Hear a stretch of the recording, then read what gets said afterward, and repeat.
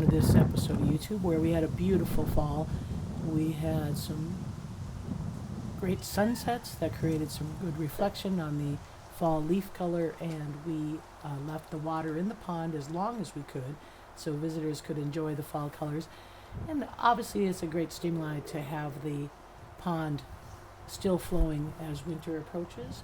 We do see that the extremely warm temperatures in the fall can be more problematic than they are in the summer. So in other words, a 80-degree summer temperature is not as problematic when you don't have your winter coat, but by fall these wolves all have their winter pelage, and next thing you know we get a day of 60 or 70 degrees, and it's really difficult on the wolves to try to cool themselves. So having that pond available is not just a mental stimuli, it is a physical cooling opportunity for them.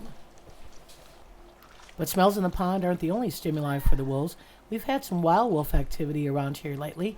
There's been a few issues on the helpline with some wild wolves killing some chickens nearby and showing a little bit of lack of fear of people, and so we've been kind of busy on the helpline issue, and that's also created a little stimuli for the wolves. And you'll hear Grayson kind of respond to some wild wolf activity with a howl.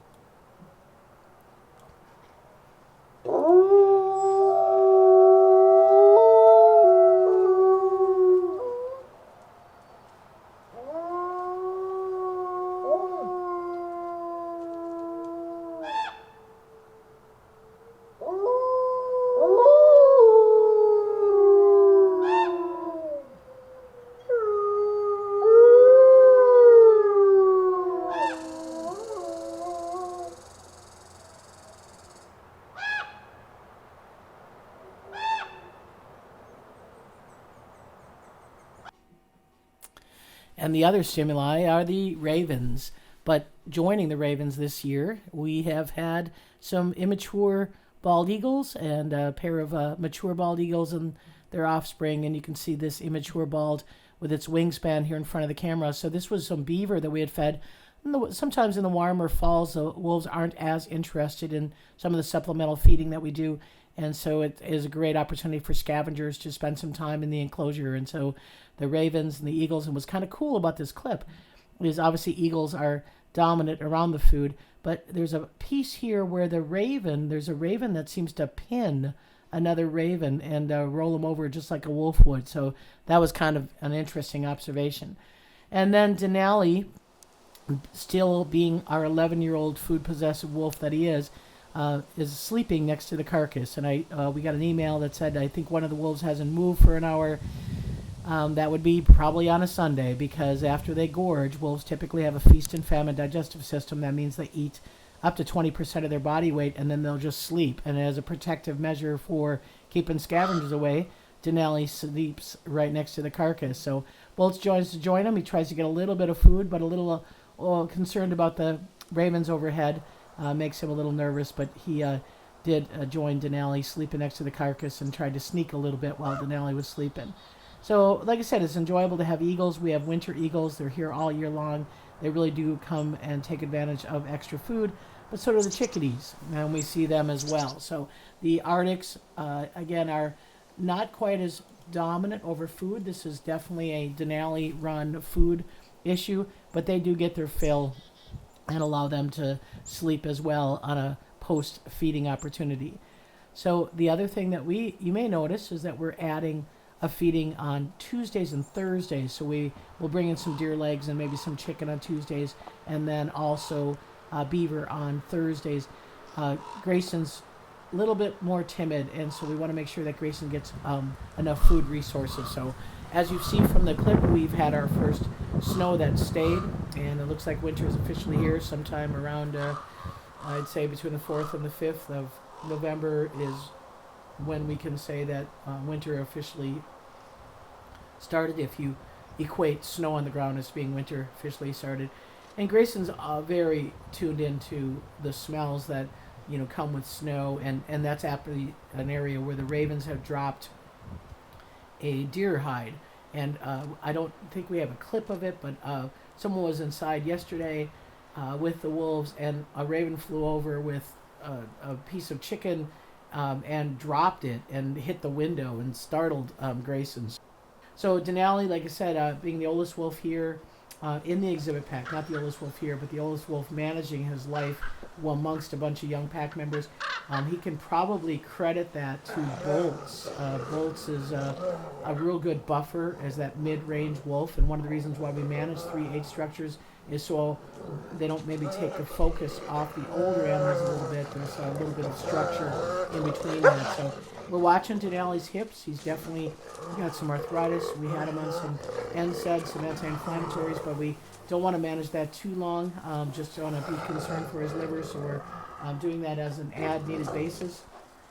He's still on antihistamines because he does have some small mast cells like Aiden started with, but because Denali, again, I think is carrying a little bit different stress, these cells have not materialized more than just a single lump on his body, and so we're checking that on a daily basis, but keeping it in check with antihistamines just in case.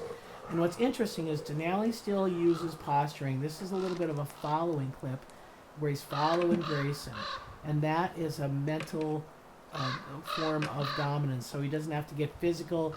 He can just use these mental techniques to kind of overwhelm a little bit the younger wolves and make his point. Over in retirement, Grizzer's doing great. He is about to be 15 and a half years of age, and pretty soon he will be the oldest wolf we've ever managed here. Lakota was 15 and a half plus 10 days, and Grizzer will reach that on November 15th. So he's doing well. We've got a lot of construction. We're trying to button up a lot of things for retirement. Obviously, getting Luna protected and make sure that we have good cover areas for her as she starts to experience a decline from cancer. When we interact, though, Luna only wants body work. She presents her back leg and wants staff to massage her back leg, and that's her great indication that she's seeking attention yet, and we obviously are very, very concerned about how her pain response is and how we're managing that, but we also have to make sure that Grizzer's needs are met as well. So there's 2, I think, critical things going on in retirement. Right now we're putting a kind of a roof line over to get a protected area, not only for Grizzer, but also if Denali comes over, having that area secure, because Grizzer and Denali need to be in separate areas. And then second of all, we're trying to put an observation area, so if Luna does decline and it's in the upcoming colder months, that staff can be outside doing observations in a safe environment to be able to monitor that. So we're seeing her move quite well. She's very alert.